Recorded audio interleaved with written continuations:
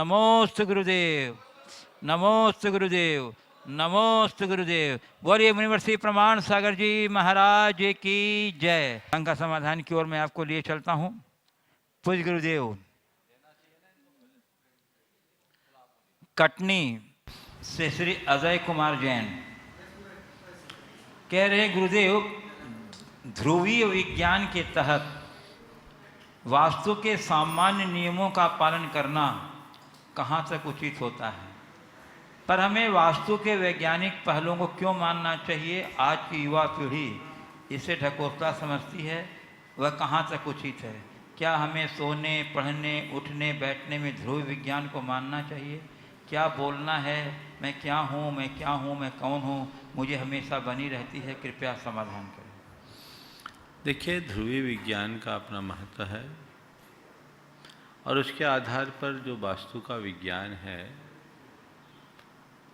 उसके परिणाम काफ़ी अर्थों में बहुत अच्छे दिखते हैं। और आज तो लोगों ने प्रयोगों के आधार पर भी वास्तु के परिणाम दिखाए हैं। इसलिए वास्तु को माने, पर मैं अक्सर कहता हूँ वास्तु को मानिए पर वास्तु का हव्वा मत मानिए। जितना बनता है उतना आप कीजिए, पर सब कुछ वास्तु पर ही अवलंबित है, ये भ्रम मत पालिए। वास्तविकता को समझने की कोशिश कीजिए। वास्तु है क्या? वास्तु का अर्थ होता है घर, मकान। उसके निर्माण के साथ जुड़े हुए विज्ञान का नाम ही वास्तु विज्ञान है। और हमारे प्राचीन शास्त्रों में एक ऐसी व्यवस्था रही जिससे हमारे तन मन पर उसका प्रभाव होता है।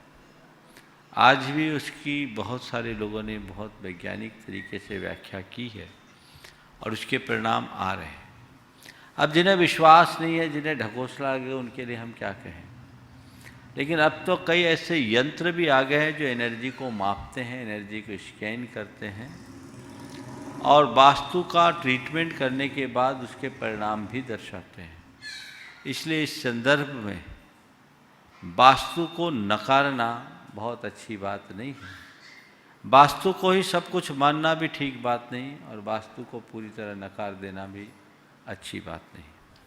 पूज्य गुरुदेव, अलवर राजस्थान से समीक्षा जैन पूछ रही हैं गुरुदेव, कह रहे हैं कि क्या यह जरूरी है कि भगवान की शरण में जाने के लिए सन्यासी जीवन जीना पड़े? अगर हम परिवार के साथ रहकर भगवान की जटिल से जटिल तपस्या करना चाहें तो किस प्रकार से कर सकते हैं ताकि हम भगवान की शरण में रह सकें?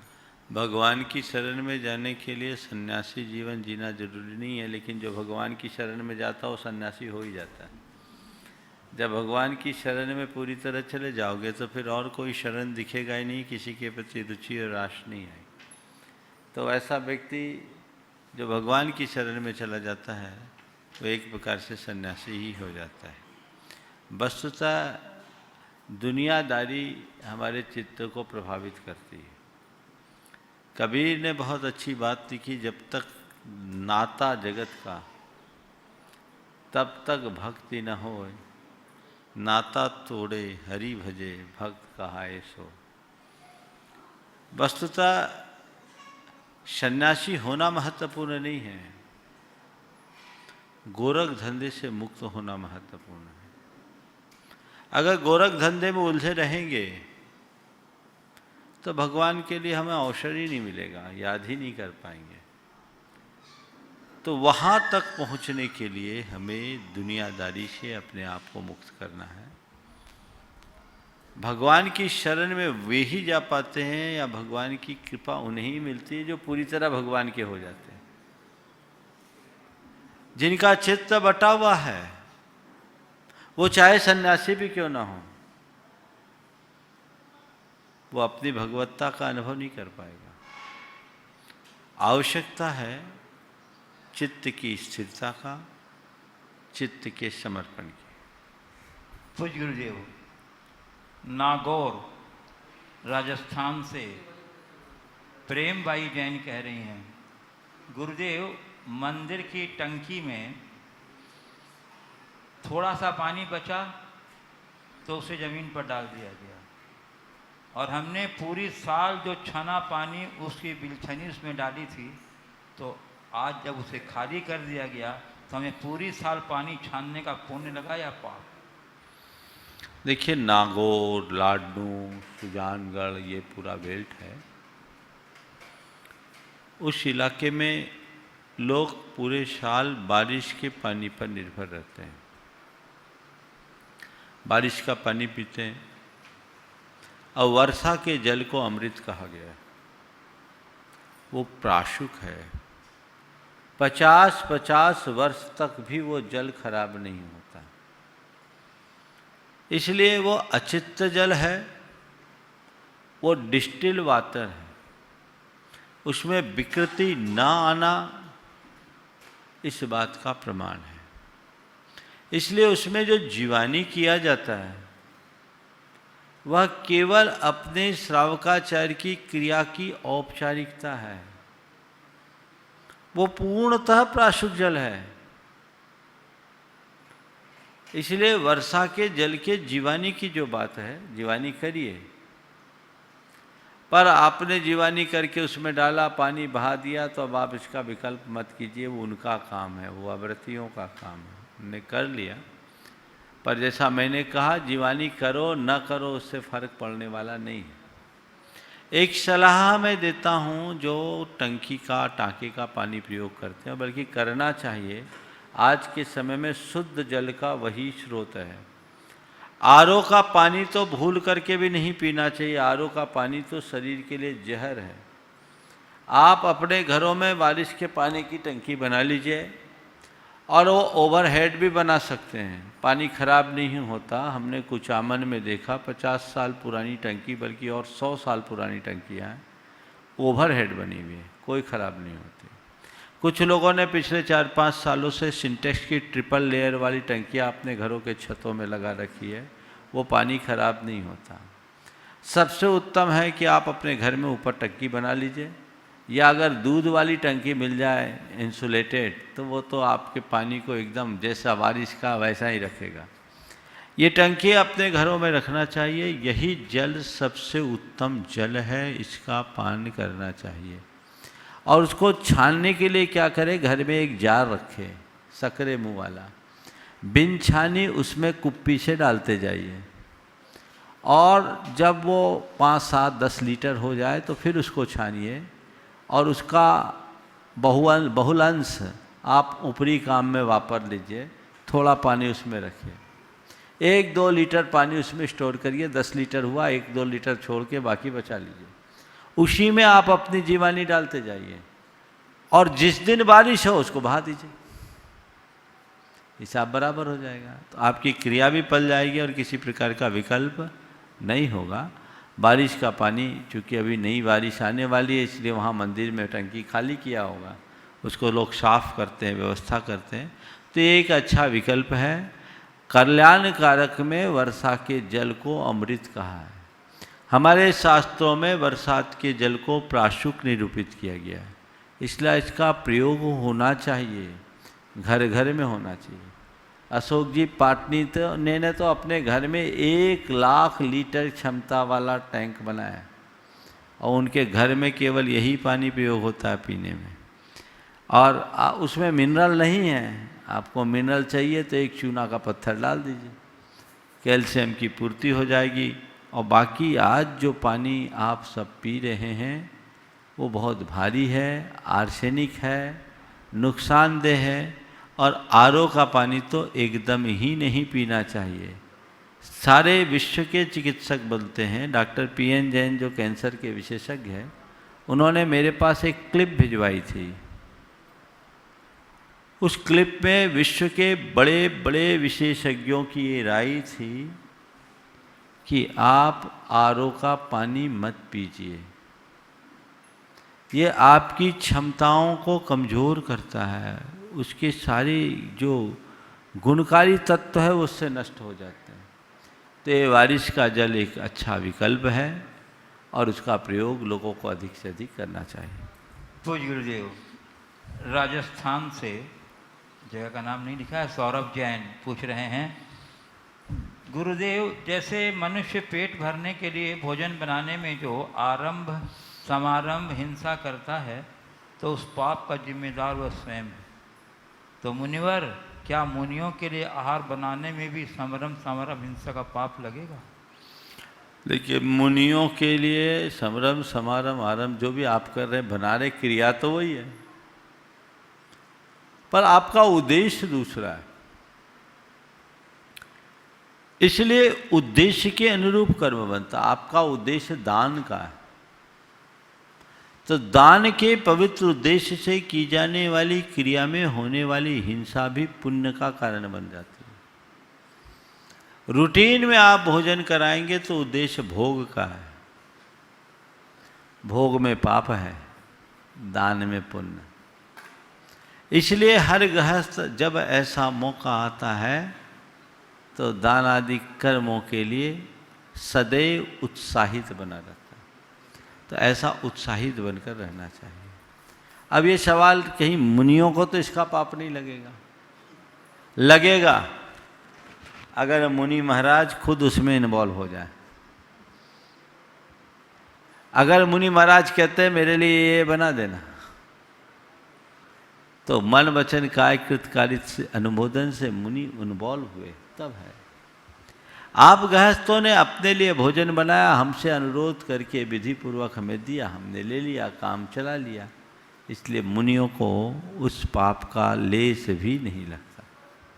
पूज्य गुरुदेव, जयपुर राजस्थान से श्री आर के पाटनी कह रहे हैं, गुरुदेव मंदिर जी में जितने भी भगवान हैं उन सबकी सूर्य मंत्र द्वारा प्राण प्रतिष्ठा की जाती है, लेकिन पूजा के समय फिर भी देवताओं को बुलाया जाता है और अंत में उन्हें वापस अपने अपने स्थान पर भेज दिया जाता है, ऐसा क्यों?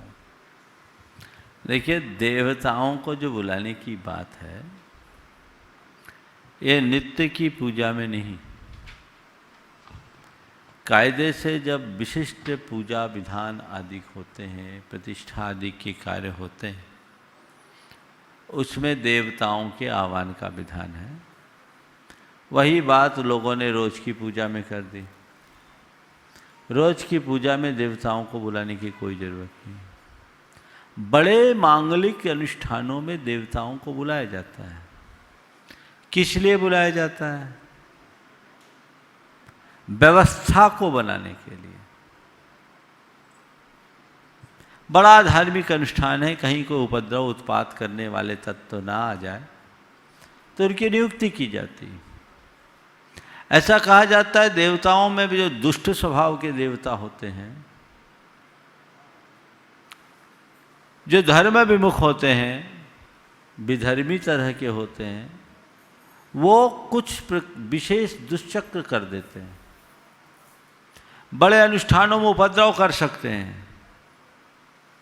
उससे बचने के लिए उनको आमंत्रित कर लिया जाता है कि भई आइए, आप देखिए, जैसे आप यहाँ कोई बड़ा कार्यक्रम करते हैं तो पुलिस कंट्रोल रूम को आप और प्रशासन को इत्तला करते हैं कि भाई हमारा ये आयोजन होना है, सुरक्षा का प्रबंध आप कीजिएगा। ये आपके स्तर का है। शास्त्रों में व्यवस्था बता दी कि कोई ऊपरी उत्पात आकर न मचाए, इसके लिए व्यवस्था कर लो। पर उनको पूजा नहीं जाता, उनको सम्मान सहित आमंत्रित किया जाता है और आयोजन संपन्न हो जाने के बाद उन्हें सम्मान विदा किया जाता है। अगर इस दृष्टि से देवी देवताओं का आमंत्रण हो तो कोई दोष नहीं है, लेकिन उनकी पूजा अर्चा कर लो तो ये दोष है। अब आप कहेंगे फिर तो महाराज आपने देवी देवताओं की ताकत मान ली। देवी देवताओं की ताकत है, इसको कोई इनकार नहीं कर सकता। उनके पास शापानुग्रह शक्ति है। शाप और अनुग्रह की शक्ति को ही प्रभाव करते, ये उनके पास है। लेकिन एक बात सदैव ध्यान रखना, जब तक तुम्हारा पुण्योदय है तभी वो तुम्हारे पीछे लगते हैं, पापोदय हो तो झांकते भी नहीं। द्रव्य संग्रह में एक जगह बहुत अच्छी बात लिखी टीका में, रावण ने बहुरूपनी विद्या सिद्ध की, कंस ने कात्यायनी विद्या सिद्ध की, रामचंद्र जी और श्री कृष्ण ने कोई विद्या सिद्ध नहीं किया। लेकिन इसके बाद भी रावण का अंत हुआ और कंस का अंत हुआ। उसमें लिखा न च देवः किमपि प्रयच्छन्ति, इसलिए अंधविश्वासों में नहीं पड़ना। पूज्य गुरुदेव, कोलकाता पश्चिम बंगाल से अरिजीत गांगुली कह रहे हैं, महाराज श्री के आत्मा के स्तर पर लिया गया निर्णय हमेशा सफल होता है, पर कोई निर्णय लेते समय कैसे पता चले कि यह आत्मा के स्तर पर है या बौद्धिक स्तर पर? आत्मा के स्तर पर लिया गया निर्णय निश्चित सफल होता है। अपन कहते हैं ना, अंतरात्मा की आवाज़ पक्की हो। प्रश्नकार का प्रश्न बिल्कुल सही है कि ये निर्णय है आत्मिक स्तर का है या बौद्धिक स्तर का, हम कैसे समझें। अगर ये बात आपके दिमाग से तर्क वितर्क ऊहापोह के बाद निकल रही है तो समझना दिमाग से चल रहा है, और ये आवाज़ आपकी अंतर की पुकार बन रही है, अंतः प्रेरणा से बन रही है, तो हम ये मान सकते हैं कि ये हमारे आत्मिक स्तर की बात है। उसी आधार पर होना चाहिए। आप देखिए, कई निर्णय होते हैं जीवन में, कुछ निर्णय इसके लिए मन तुरंत उल्लसित होता है, और कुछ निर्णय ऐसे उसमें जिसमें आपको बहुत सोच विचार करना पड़ता है। सोच विचार ऊहापोह जो भी है बुद्धि का काम है, और किसी अच्छे निर्णय के लिए तुरंत उल्लसित हो जाना ये हृदय का काम है। तो हृदय की पुकार को अंतरात्मा की आवाज़ के रूप में देखा जा सकता है। पूज्य गुरुदेव, कटनी मध्य प्रदेश से डॉक्टर विनय जैन पूछ रहे हैं, गुरुदेव कि कार्मिक पार्टिकल किसे कहते हैं? अध्ययन के अनुसार कार्मिक पार्टिकल्स सब एटॉमिक पार्टिकल से भी छोटे होते हैं। जब ये आत्मा की सतह से अटैच हो जाते हैं तब आत्मा उसी के अनुरूप कार्य करने लगती है। शोधकर्ताओं ने आत्मा का वजन लगभग 21 ग्राम बताया है।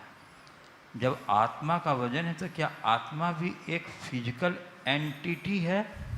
अगर हाँ, तो शरीर के किस हिस्से में आत्मा का निवास होता है? क्योंकि ब्रेन एंड हार्ट के स्ट्रक्चर में आत्मा कहीं उल्लेख नहीं मिलता है। कृपया समझ। बहुत अच्छा सवाल किया। कार्मिक पार्टिकल का मतलब क्या? जो एटॉमिक पार्टिकल है उससे भी बहुत सूक्ष्म। शास्त्र के अनुसार कर्म वर्गनाएं, वर्गना कहते हैं सजातीय परमाणुओं का समूह। आज विज्ञान जिसे परमाणु मानता है, जैन दर्शन के हिसाब से वो अनंत परमाणुओं का पुंज है। जैन दर्शन मान्य परमाणु उससे अनंत गुना सूक्ष्म है। ऐसे अनंत गुना सूक्ष्म परमाणुओं के समूह को हम कर्म वर्गना या कार्मिक पार्टिकल कहते हैं, और वो हमारी आत्मा से संश्लिष्ट हो जाती है, एक क्षेत्रावगाह संबंध हो जाता है, और वही कालांतर में हमारे अच्छे बुरे संस्कार बनते हैं, उनके निमित्त कर्म बनता है, जिसकी चर्चा 2 दिन पहले मैंने की थी। रहा सवाल आत्मा के वजन का, तो आपने जिस रिसर्च के आधार पर कहा है कि आत्मा का वजन 21 ग्राम होता है, मुझे नहीं मालूम आप किस आधार पर कह रहे हैं, पर दुनिया में अभी तक लोगों ने आत्मा के अस्तित्व को ही स्वीकार नहीं किया। हाँ, कुछ ऐसे प्रयोग जरूर हुए हैं जहाँ व्यक्ति के जीवन और मरण के बाद के वजन में अंतर दिखा। ये वजन किसका है? माइंड और हार्ट में इस तरह की कोई संरचना नहीं है, लेकिन माइंड और हार्ट का जो क्रिएटर है वो हमारा प्राण तत्व है,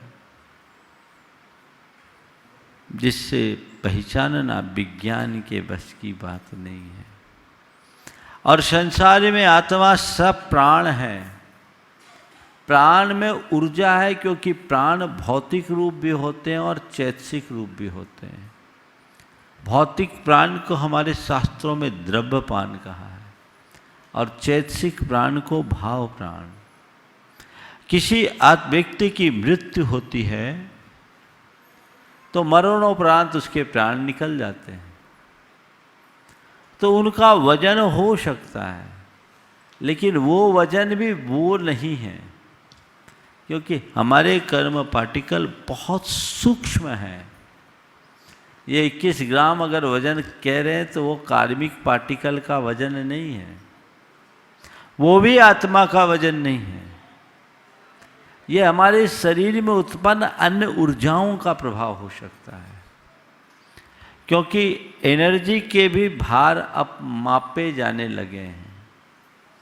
तो हमारे शरीर में ऊर्जा होती है, एनर्जी होती है, प्राणों के विच्छेद से उस ऊर्जा का अभाव होता है, तो हो सकता है वो वजन उससे हो। हालांकि मुझे अभी इसकी पूरी जानकारी नहीं है कि किस शोध में ये बात कही गई है और किस आधार पर वो 21 ग्राम वजन नापे हैं। मैं इसे ज़रूर देखना चाहूँगा, लेकिन इतना ज़रूर कह सकता हूँ, कर्म का इतना वजन नहीं हो सकता, क्योंकि वो सूक्ष्म है। उसमें इस तरह की भार की गणना एक कल्पना है। हाँ, वो ऊर्जा का असर जरूर हो सकता है।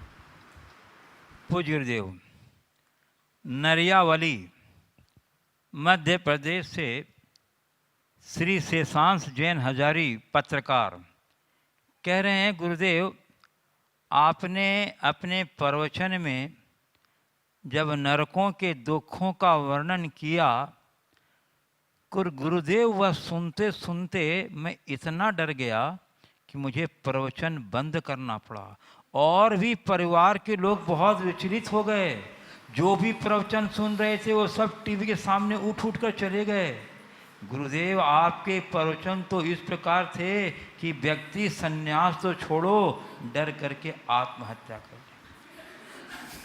गुरुदेव हमारा परिवार तो इतना दान धर्म करता, फिर भी इतना डर क्यों लगा? कृपया शंका का समाधान करें। देखिए, डरना अच्छा भी है, पर इतना डर कि आत्महत्या को उतारू हो जाए, ये अच्छी बात नहीं है। ये बात सही है कि वो एक भावनात्मक यात्रा थी,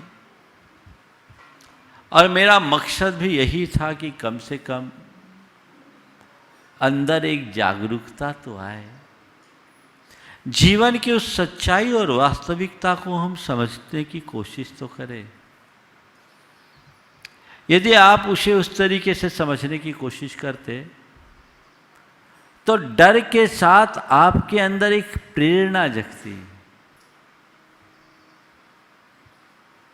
डरने का क्या काम? डरना तो उसे चाहिए जो नरक का काम कर रहा है। आप धर्मी हो और नरक के काम कभी किए नहीं, तो डरने का काम क्या? बल्कि एक प्रेरणा लेना चाहिए कि अब कभी भी ऐसा कितना भी दबाव हो, प्रलोभन हो, मैं उस तरफ झांकूंगा भी नहीं। तटस्थ भाव से देखना चाहिए था। डरना तो हमारे अंदर की दुर्बलता का एक उदाहरण है, तो डरने का कोई काम नहीं। प्रेरणा लीजिए। और संन्यास लेने की बात, आत्महत्या की तरफ मुड़ गए। ये आत्महत्या करने के लिए नहीं बताया गया, आत्मा को जागरूक बनाने के लिए बताया गया। आत्म जागरूकता आनी चाहिए। और बहुत लोगों के अंदर ऐसा सकारात्मक परिवर्तन आता है, आया है। वो बदलाव होना चाहिए। जब तक जीवन के इस पक्ष पे हम विचार नहीं करते, तब तक जीवन में बदलाव घटित नहीं हो सकता। इसलिए इस तरह की बातों पर बार बार विचार होना चाहिए, ताकि हम जीवन को सुधार सकें।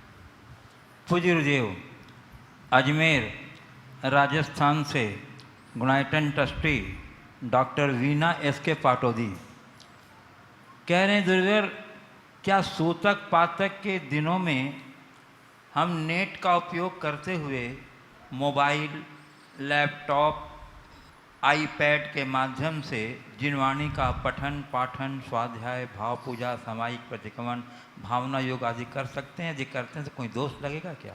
देखिए, जिनवानी है, चाहे वो डिजिटल मोड में हो या हार्ड कॉपी के रूप में हो। अगर उस पाठ को आप जिनवानी मानकर कर रहे हैं तो मेरी राय है आपको उसे नहीं छूना चाहिए, और उसे केवल एक गजेट मान के कर रहे हैं और जो डाटा है उसे एक डेटा मान के कर रहे हैं तो आपके ऊपर उसका असर भी नहीं पड़ेगा। मैं भक्तामर पढ़ रहा हूँ, मैं कोई तत्वार सूत्र का पाठ कर रहा हूँ, कोई ग्रंथ पढ़ रहा हूँ, तो जिनवानी हो गई ना। हाँ, पाठ, विनती आदि जो सामान्य स्तुति विनती आदि है वो आप भले कर सकते हैं। प्रवचन है दूसरों के द्वारा लगा करके सुन सकते हैं।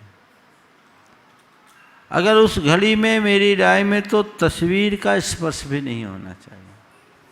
भावना योग है, आप उसको किसी से ऑन करा कर सकते हैं। यद्यपि कुछ लोग इसे गलत नहीं मानते, पर मेरी राय में जिनवानी के प्रति बहुमान को सुरक्षित रखने के ख्याल से हमें इसका ध्यान रखना चाहिए, क्योंकि ऐसा नहीं करने पर आने वाले दिनों में स्थिति भयानक होने वाली है। क्योंकि ऐसा दिखता है कि आने वाला युग पूरी तरह डिजिटल होगा। अभी किताब कापी तो छूटने वाले हैं, तो सब कुछ डिजिटलाइज हो गया, तो फिर तो लोग सूतक पातक गिनेंगे नहीं, मोबाइल पे ही स्वाध्याय करना शुरू कर देंगे। और फिर आप देखिए, जब इनमें रखते हैं तो मुंह में पान भी चबा रहे हैं, जिनवानी देख रहे हैं,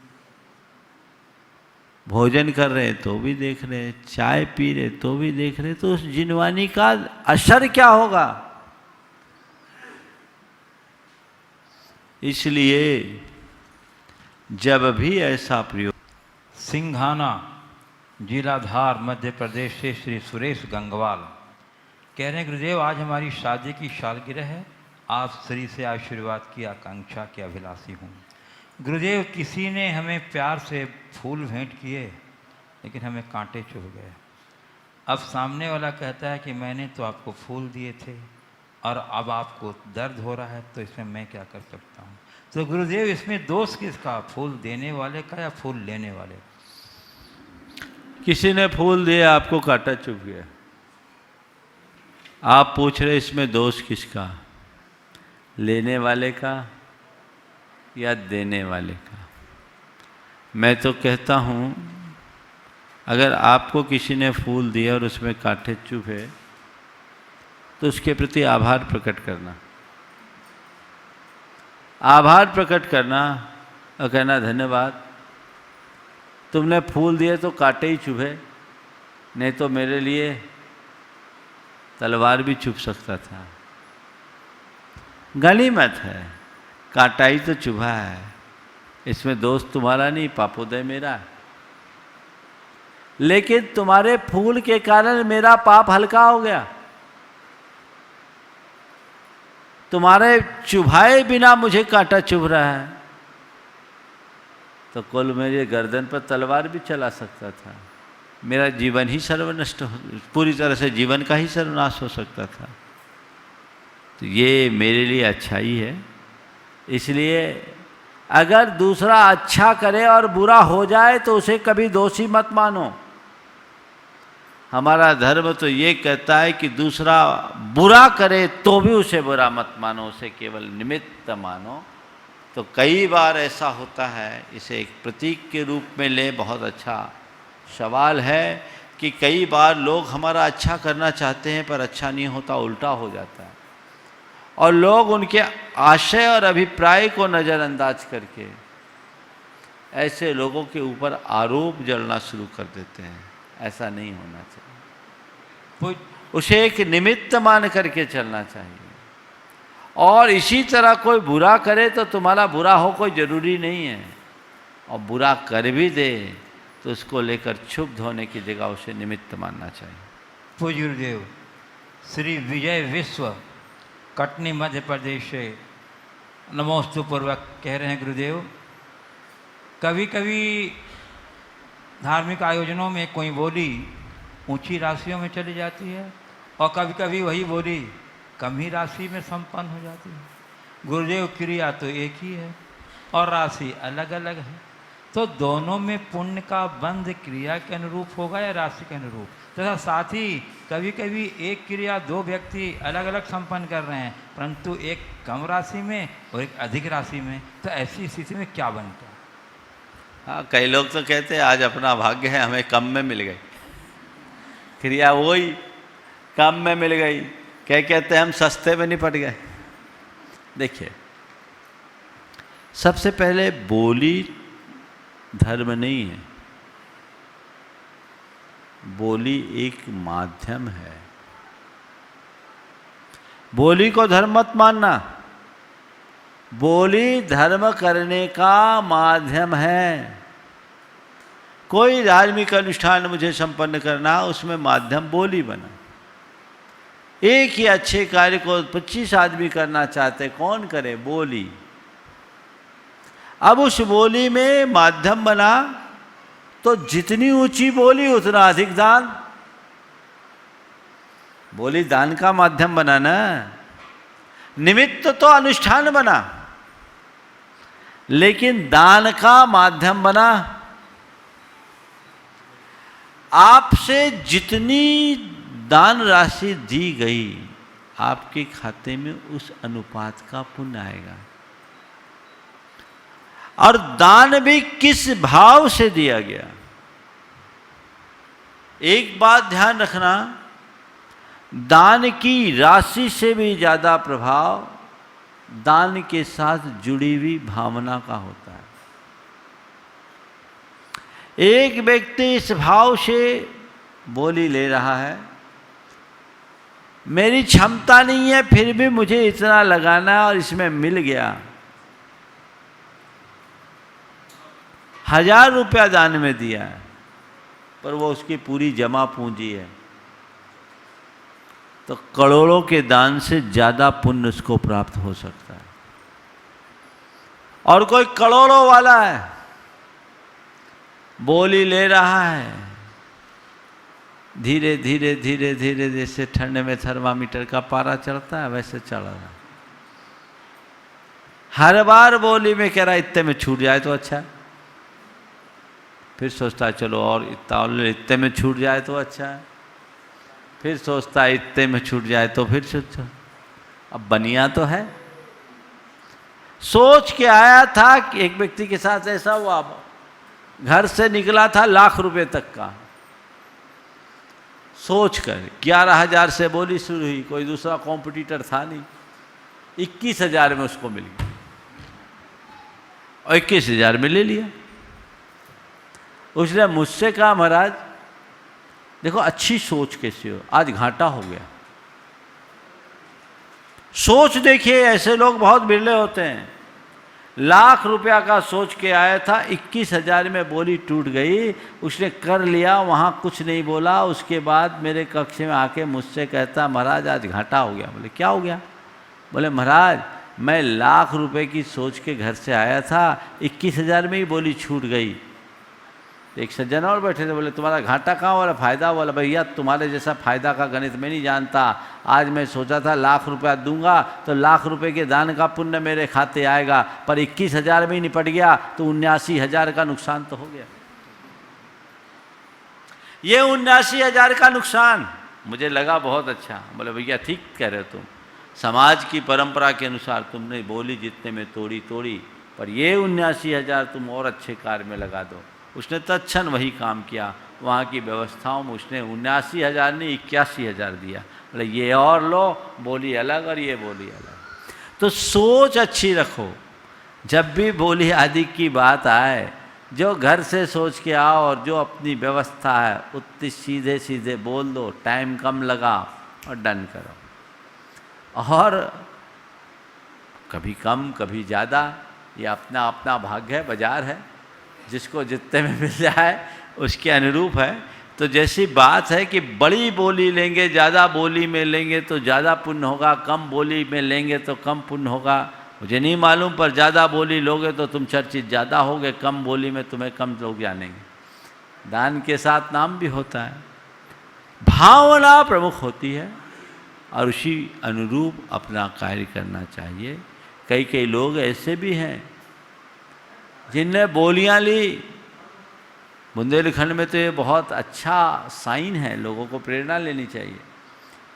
एक व्यक्ति का मन था सौधर्मिंद बनने का, माली हालत ज़्यादा अच्छी नहीं थी, उसने मुझसे कहा महाराज मुझे सौधर्मिंद बनना है, एक बड़े शहर के पंचकल्याणक का। बोले कैसे बनोगे, तुम्हारे पास व्यवस्था कैसे है? सन 2009 की बात बता रहा हूँ।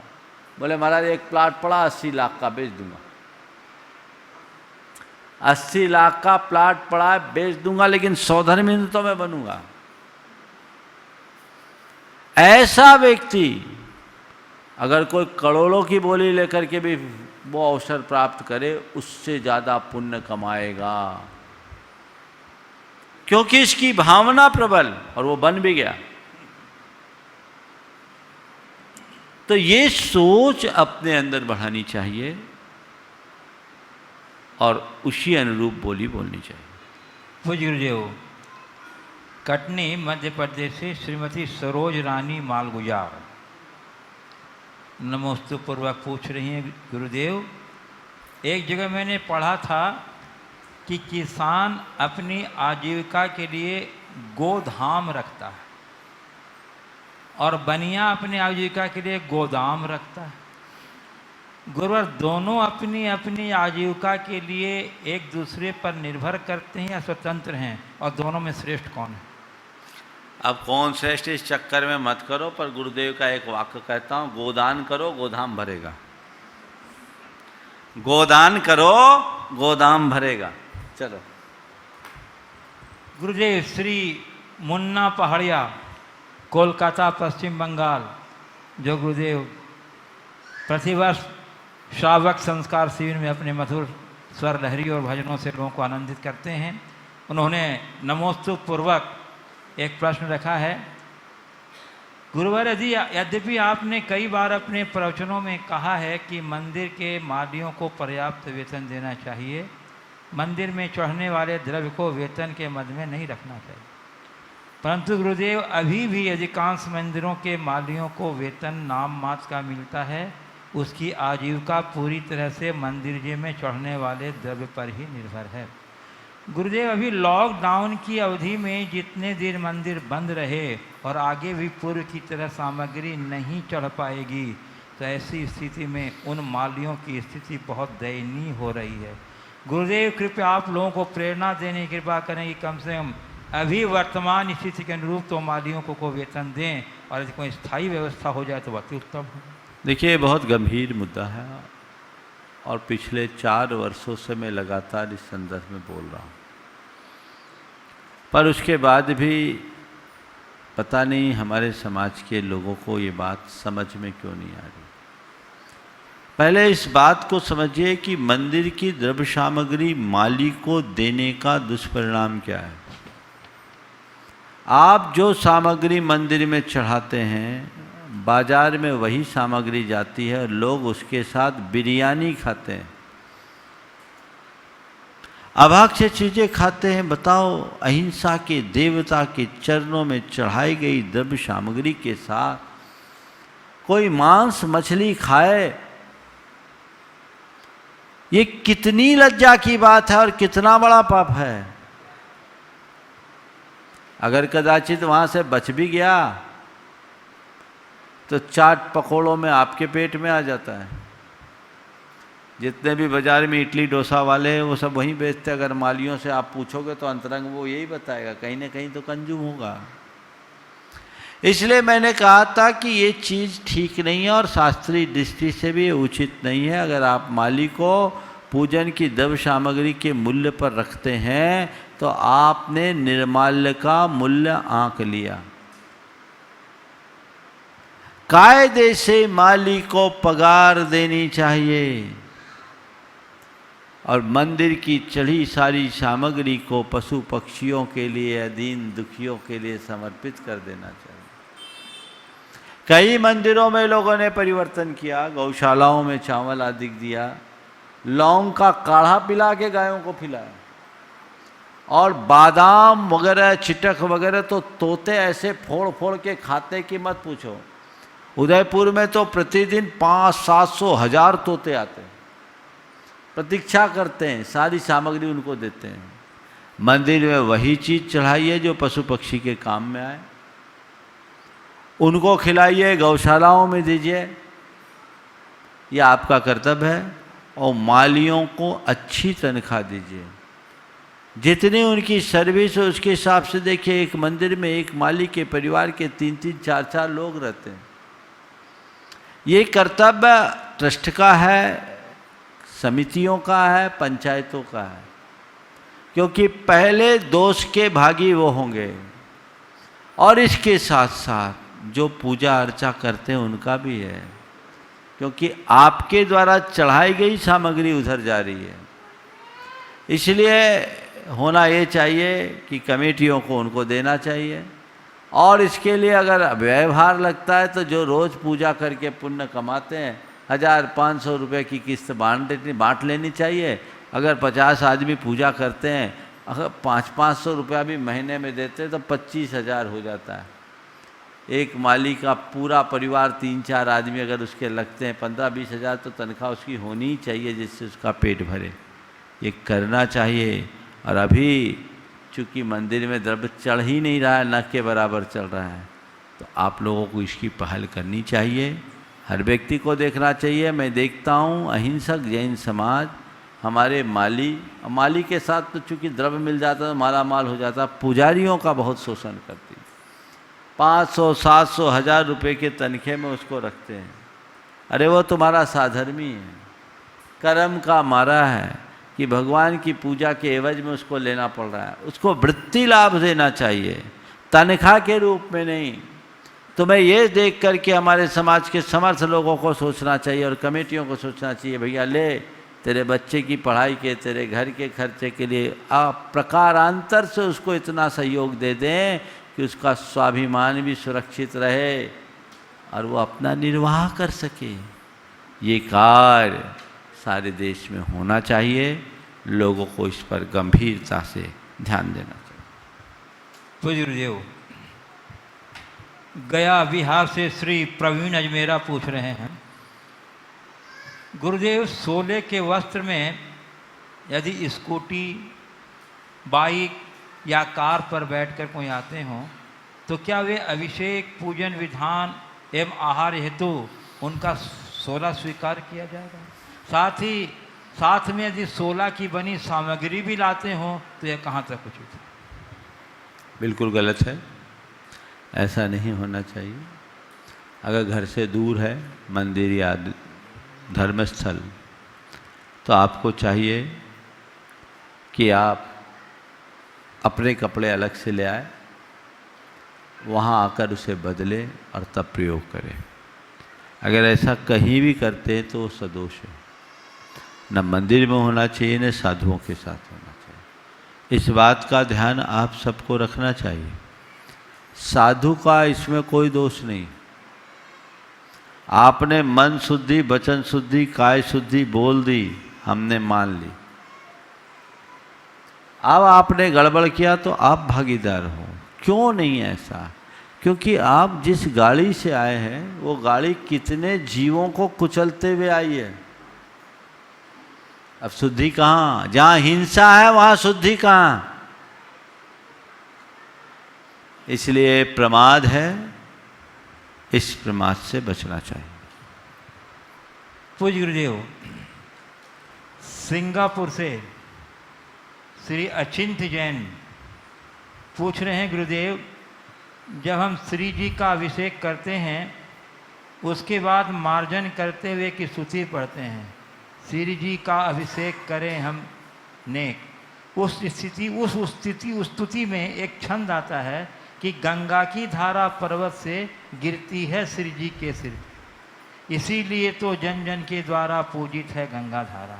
गुरुदेव जैनागम के अनुसार ये पंक्तियाँ कैसे तालमेल रखती हैं, क्योंकि गंगोत्री में तो कहीं भी कोई जैन मूर्ति नहीं जहाँ ऐसा होता हो। अगर ये भरत क्षेत्र की गंगा से संबंध है तो शाश्वत गंगा या इस प्रकार से किसी भी नदी को पूजित माना जाना चाहिए। कृपया जैन आगमानुसार देखिए, जैन आगम में गंगा का उल्लेख है।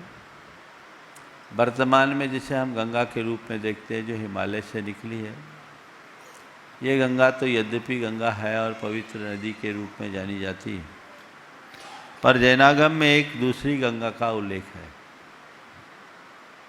वो गंगा हिमवान पर्वत से निकलती है और हिमवान पर्वत से निकलकर जब वह भरत क्षेत्र की ओर आती है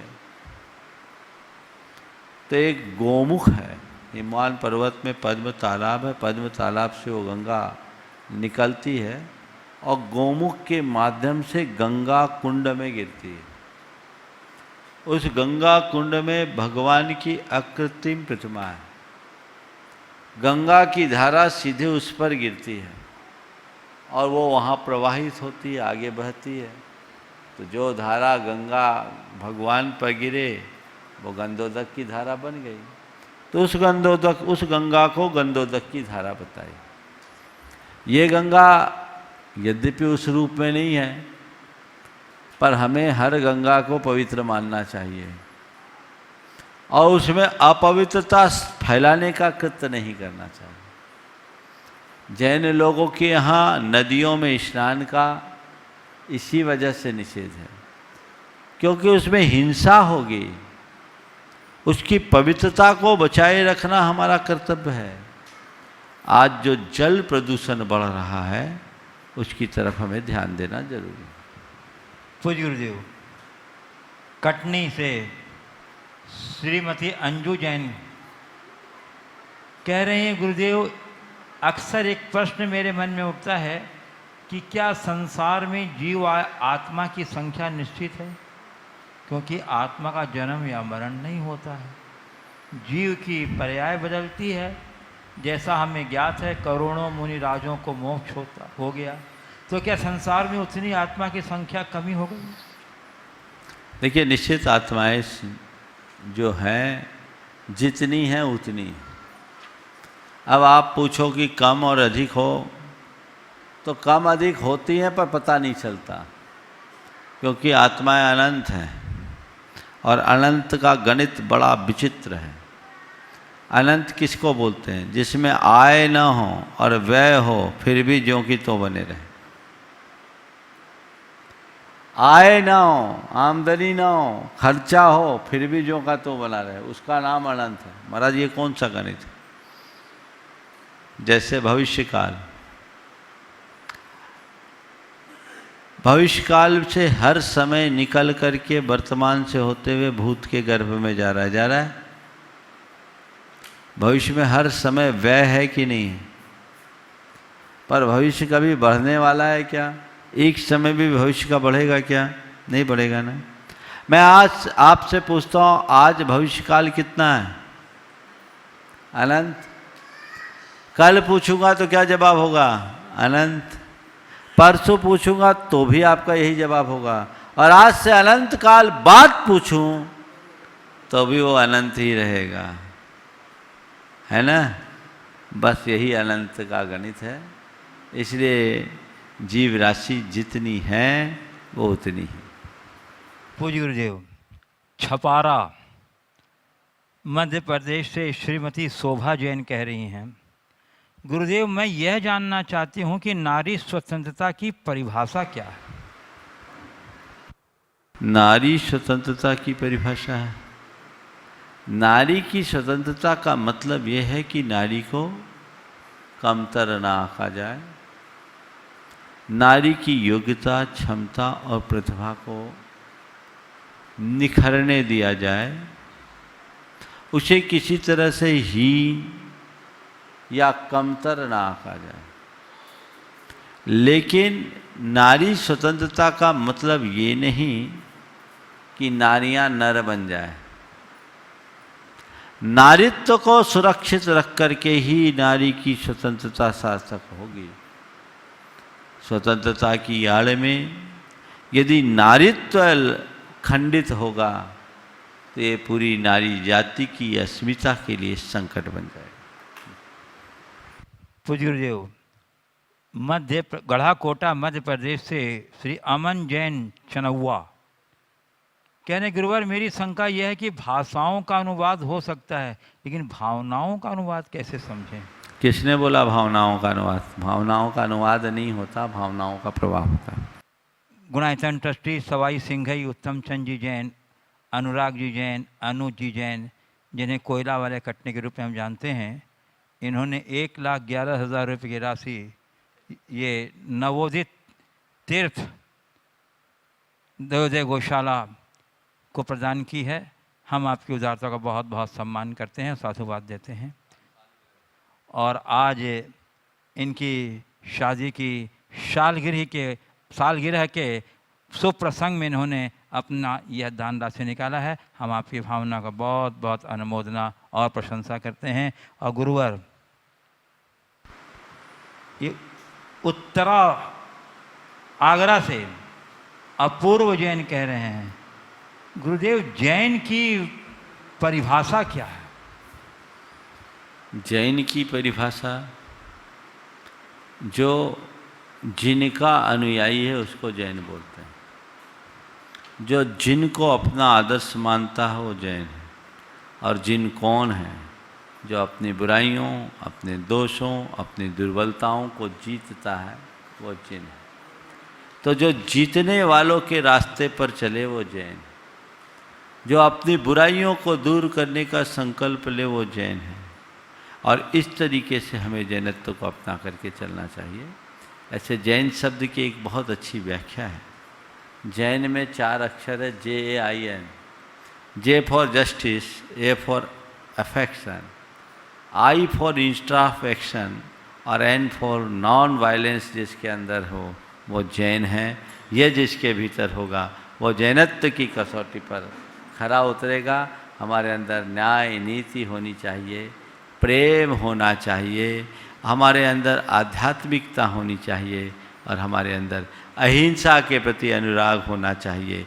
ये चारों बातें होंगी तो हम सच्चे अर्थों में जैन कहला सकेंगे। और जैन क्या, जिसके अंदर ये बातें होंगी वो एक आदर्श मनुष्य कहला सकेगा। सच्चे अर्थों में एक सच्चा जैन ही सच्चा इंसान बन सकता है। सभी लोग इंसानियत की कसौटी पर खरे उतरे और जैनत्व को प्राप्त कर सके। इस भाव के साथ यहीं पर विराम। बोलिए परम पूज्य आचार्य गुरुवर श्री विद्यासागर जी महाराज की।